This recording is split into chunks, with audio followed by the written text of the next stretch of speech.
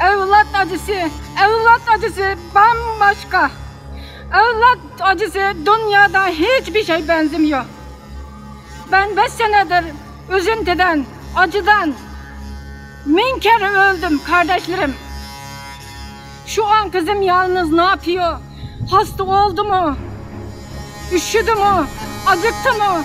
Hasta oldu mu diye meraktan ölüyorum. Kardeşlerim bakın. Yakup aleyhisselam peygamberken evlat acısı dayanamadan 2 gözden ayrılmış. Peygamber evlat acısı dayanamadan 2 gözden ayrılmış. Ben peygamber değilim. Ben insanım. Ben bir anneyim. Ben evlat acısı. Ben dayanamıyorum kardeşlerim.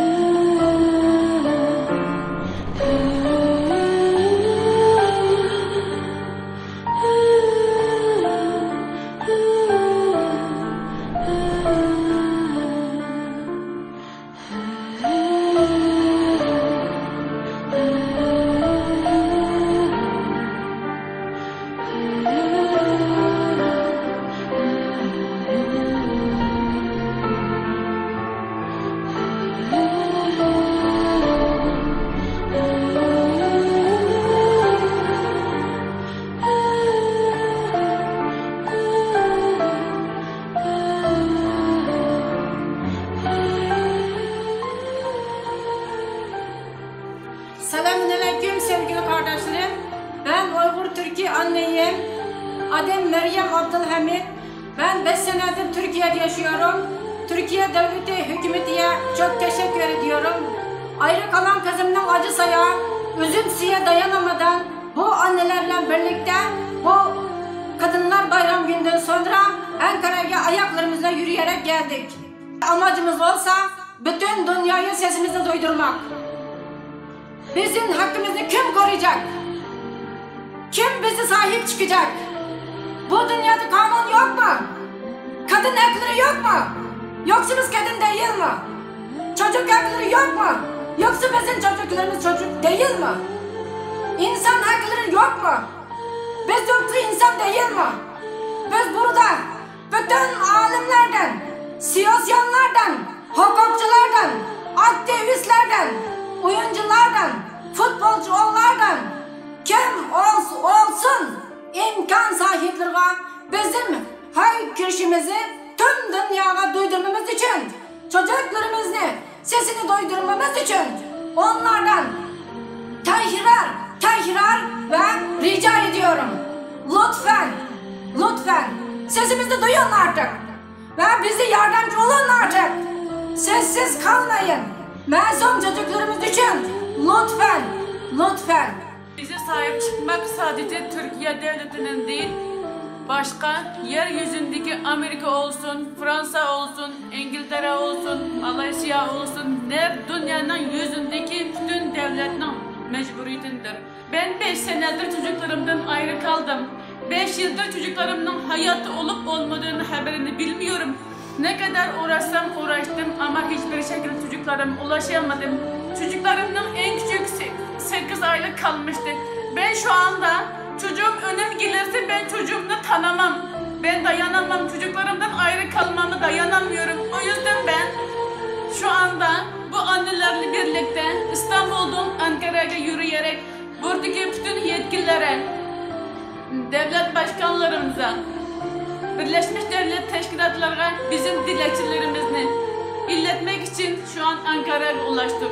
Bizim amacımız olsa şu anda orada kalan, yani 5 senedir haberini alamayan çocuklarımızın nerede olup olmadığını haberini almak için buradayız.